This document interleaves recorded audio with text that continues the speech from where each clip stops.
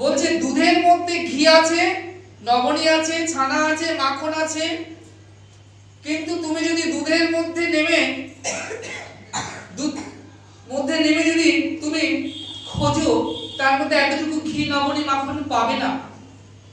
বলছে কেমন করে পাবে না, তাকে মন্থন বিদ্যা জানতে হবে। তো মন্থন বিদ্যা কে জানে না? ঘোষ বাবাজি জানে। তো ঘোষ বাবাজি দুধকে জাল দিয়ে সেই দুধকে মন্থন করে ক্ষীর, নবনী, নানান মিষ্টান্ন দ্রব্য প্রস্তুত করেন। দুধের স্বাদ আর ক্ষীরের স্বাদ তো এক নয়। তাহলে পুঁথিতে যে লেখা আছে, শাস্ত্রে, সেটা হচ্ছে হরি ভজন কেমন করে করতে হবে, হরি কথা, হরি লীলার লেখা আছে। কিন্তু সে শাস্ত্র অধ্যয়ন করলে কিংবা শ্রবণ করলে হরি ভক্তি লাভ হবে না, যতক্ষণ না তুমি শ্রী গুরুদেবের পাদপদ্ম হৃদয়ে ধারণ করে, অর্থাৎ গুরু পাদপদ্ম আশ্রয় করে, যতক্ষণ না তুমি সৎসঙ্গে, সাধু সঙ্গে এসে তাকে মন্থন করবে, মন্থন বিদ্যাটি শিখে নেবে, ততক্ষণ প্রেম ভক্তি উদয় হবে না। আর যদি প্রেম ভক্তি উদয় হয় গুরু কৃপায়, তাহলে সেই ভক্তি ধন দিয়ে তুমি গোবিন্দ পাদ পদ্ধতি ক্রয় করে নেবে। নিতাই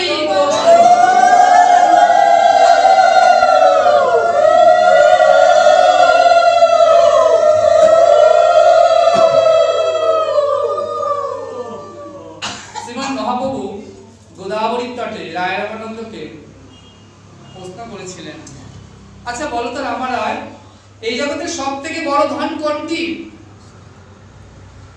আর কারা সব থেকে বেশি ধনী? রায় কহে,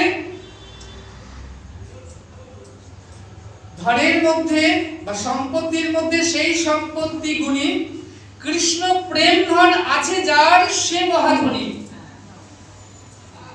অর্থাৎ এই জগতে ধনী কারা গো? যাদের হৃদয় ভক্তি কৃষ্ণ প্রেম ধন আছে আর নয়নে ভরা চোখের জল আছে, যাদের হৃদয় পাত্রটি প্রেম ধনে ধনী। আর যদি কারো হৃদয় পাত্রটি প্রেম ধনে ধনী থাকে, তারা তো তখন আন কথা বলবার, আন জিনিস দেখবার তাদের আর সময় নেই। মা কে কি করলো না করলো, কোন ভক্ত কত মালা জপ করছে, কোন ভক্ত কি করছে, তুমি ঠিকঠাক ভজন করছো না, তুমি ঠিকঠাক এটা করছো না, ওটা ঠিক হচ্ছে না, এত দেখার সময় কোথায়? তারা তো দিবানিশি হা গোবিন্দ, হা নিতাই, হা গৌর বলে দিবানিশি কেঁদে কেঁদে শুধু বলে আমার ভজন হলো না, আমার তো সাধন হলো না, আমার একটু কৃপা করো তোমরা, আমার যেন একটু ভজন হয়, একটু সাধন হয়, আমার আসা যাওয়াই সার হলো। আমি যেমন এলাম তেমনি গেলাম, আমার তো আসা যাওয়াই সার হলো। তাই সেই কেমন করে প্রেম ধনে লাভ করতে হবে সৎসঙ্গে, সাধু সঙ্গে, এবার সেই কথাই বলছেন। এই যে যারা ভক্ত, যারা ভক্তের আবার ক্রম আছে না, উত্তম ভক্ত, মধ্যম ভক্ত আর কনিষ্ঠ ভক্ত। উত্তম ভক্ত কাকে বলে? যারা শাস্ত্র নিপুণ,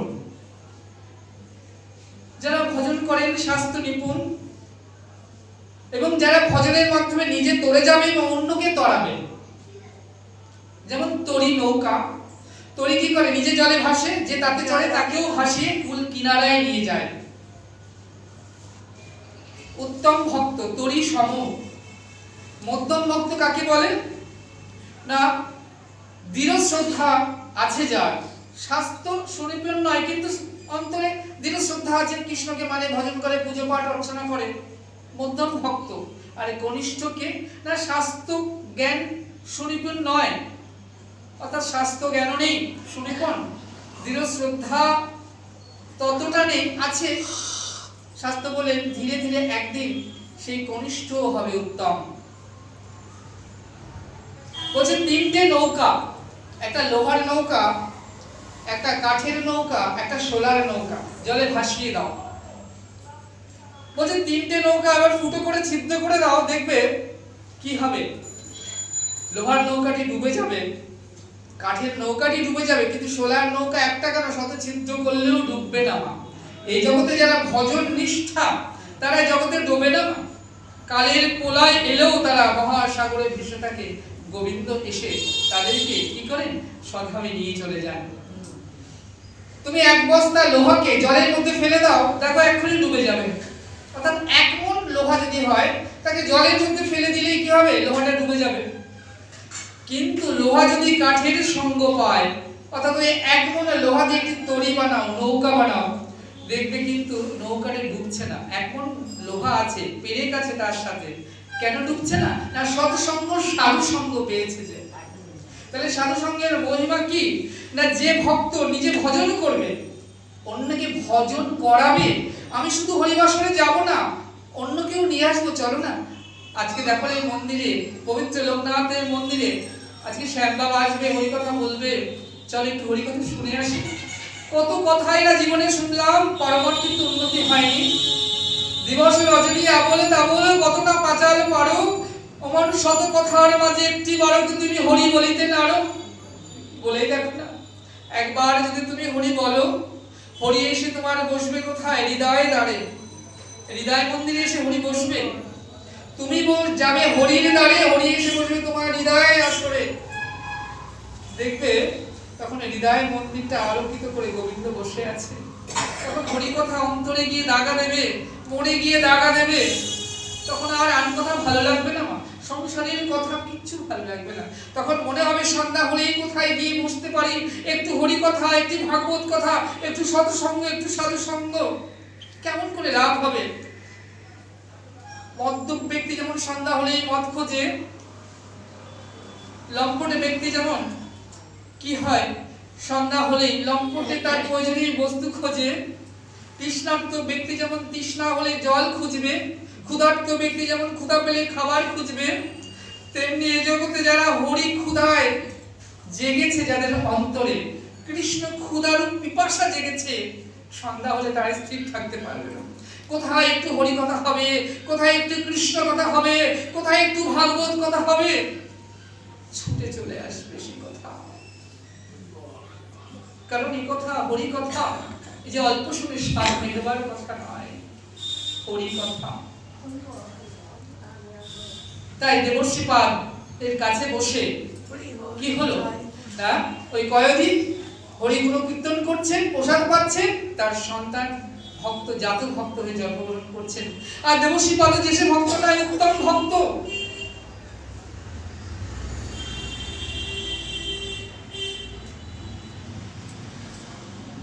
ওই যখন নৈমিষারণ্য থেকে সাধুগণ আসছেন, যুধিষ্ঠির মহারাজও সে যজ্ঞ করছেন, অত সাধুর চরণ ধৌত করতে হবে। যুধিষ্ঠির মহারাজ চিন্তায় পড়লেন। এমন সময় গোবিন্দ সেখানে উপস্থিত হলেন।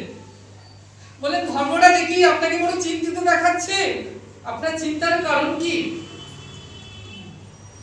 বলছে না, এই যে দেখছো নৈমিষারণ্য থেকে এত এত সাধু আসছে, সাধু এলে তো হবে না, তাদেরকে আপ্যায়ন করতে হবে, তাদের সেবা করতে হবে, চরণ ধৌত করাতে হবে, পুষ্প চন্দন দিয়ে উত্তম আসনে বসাতে হবে।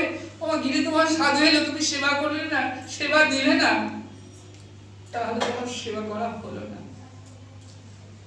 সাধু ভগবানের বড় প্রিয়, ছোট শব্দ, মাহাত্ম্য বিরাট, সাধু। তো আজকে গোবিন্দ বলেন, এই কথা ধর্মরাজ আপনি চিন্তা করছেন কেন? উত্তরীটি নিয়ে বসে গেলেন। কোথায় না, যত সাধু আসছেন তাদের চরণ ধৌত করছে গোবিন্দ, কমণ্ডলে জল দিয়ে চরণ হাত দিয়ে ধুয়ে, উত্তরী দিয়ে চরণ মুছিয়ে পুষ্প চন্দন দিচ্ছেন। কোন পাথরটার পরে জানো? যে পাথরটার পরে কংস তার ছয়টি সন্তানকে দৈবকী রাজছে মেরেছিল, সেই পাথরটির উপরে ভগবান কি করছেন না, চরণ ধৌত করাচ্ছেন। তো সাধু চরণ ধৌত করাতে করাতে এমন সময় দেবর্ষিপাদ এসে সেখানে উপস্থিত হলেন। নারায়ণ নারায়ণ বলতে বলতে বলছেন, এ কি প্রভু, তুমি একই সেবা নিয়েছো, কি করছো তুমি? তুমি চরণ সেবা করছো। কত যোগী আছে যোগে, কত ধ্যানী আছে ধ্যানে, কত জ্ঞানী আছে জ্ঞানে, অনন্ত কোটি ব্রহ্মাণ্ডের জীব যার চরণ সেবা করবে, আর সেই কিনা তুমি চরণ সেবা করছো। গোবিন্দ বলছে, আমি আজ ভগবান নই, এসো, আমি প্রভু নই, তুমি প্রভু, এসে দাঁড়িয়ে যাও। দেবর্ষি পাহাড় দাঁড়িয়ে গেলেন, চোখের জলে বক্ষ ভেসে যাচ্ছে দেবর্ষি পাদের। গোবিন্দ কমণ্ডলু জলে চরণ ধৌত করছেন, উত্তরে দিয়ে চরণ মুছিয়ে দিচ্ছেন। ও মা, এমন ভক্ত তোমরা, এমন ভগবানকে দেখেছো মা, যে ভগবান ধোয় ভক্তের চরণ? গীতাতে রোজ আমরা অধ্যয়ন করি, কিন্তু আমরা জানি ভক্তের চরণ তলে বসে থাকে ঠাকুর কি আর একটি দেখেছো তোমরা? অর্জুন বসে আছে রথের উপরে, আদেশ করছেন, আর ভগবান বসে আছেন অর্জুনের চরণ তলে, বসে রথ চালাচ্ছে। এমন ভগবানের চরণ তলে বসে থাকে ঠাকুর কি আর দেখেছো?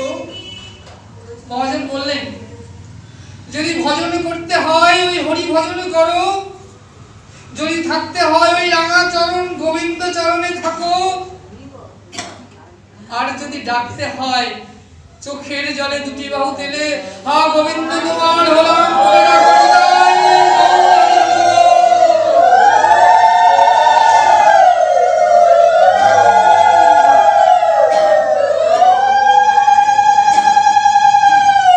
বলছে যদি এই যে ভক্তি আস্বাদন আমরা করছি আজকে, যদি তোমার এই ভক্তি না হয়, বলছে এই ভক্তি যদি না হয় তাহলে তার লাভের আরো একটা উপায় আছে মা। বলছে কতগুলো রোগ আছে জানো? দুরারোগ্য ব্যাধি, যেগুলো ছুলে বা তার সংস্পর্শে গেলে তোমারও হতে পারে। কতগুলো রোগ আছে যে রোগগুলো যদি তুমি সংস্পর্শে যাও, সেই ব্যক্তির একটু পোশাক পাও, তার ব্যবহৃত পোশাক পরো, বা তার আহার্য কিছু সেবা নাও, তার কাছে যাও, তাহলে সেই রোগটাও তোমার হতে পারে। বসন্ত, জলাতঙ্ক, অনেক কিছু রোগ আছে। তা বলছেন এই জগতে যারা ভজন করেন, যারা ভজন আনন্দে থাকেন, তুমি যদি তাদের সংস্পর্শে যাও, তাদের অঙ্গে একটু বাতাস তোমার গায়ে লাগাও, তাদের চরণ তলে গিয়ে একটু চরণ ধুলে মাথায় মাখতে পারো, তাদের উচ্ছিষ্ট পেতে পারো, তাহলে ভক্তিধন তোমার না থাকলেও ভক্তিধন তোমার লাভ হবে।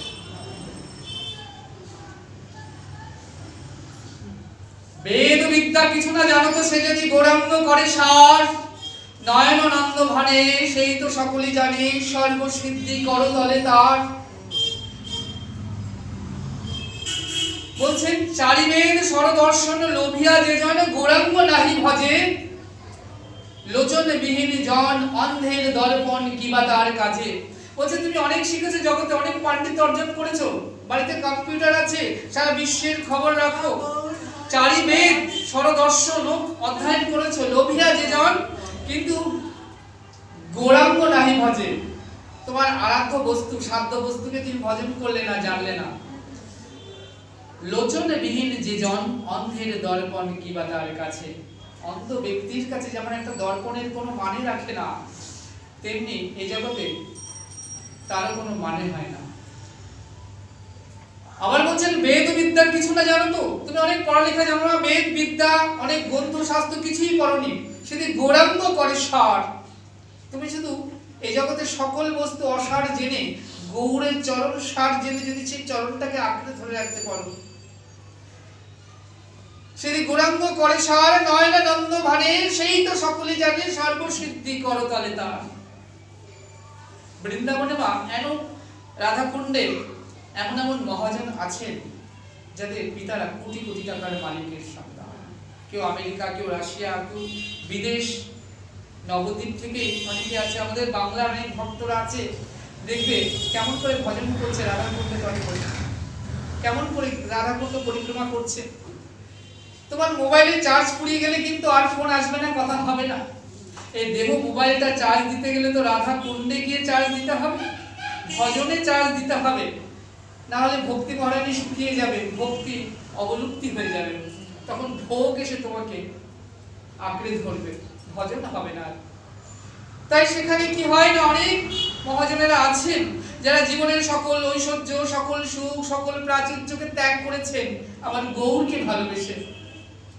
বাংলা থেকে গেছে ভূধর গোস্বামী, লোকনাথ গোস্বামী, এরাও বাংলা থেকে গেছে। রূপ সনাতন গোস্বামী এরাও গেছেন, স্বরূপ দামোদর গোস্বামী, শ্রীজীব গোস্বামী সব বাংলা থেকে গিয়েছে। বৃন্দাবনে কেমন করে ভজন করছে তারা জানো? রূপ সনাতন তো হুসেন সাহেব মন্ত্রী ছিল, তোমরা জানো। কত টাকা, কত ঐশ্বর্য, কত প্রাচুর্য, কিন্তু কি করলেন? দুদিনও নয়, একদিন গৌরকে দর্শন করেছিলেন, আর কিছু তাদের ভালো লাগলো না।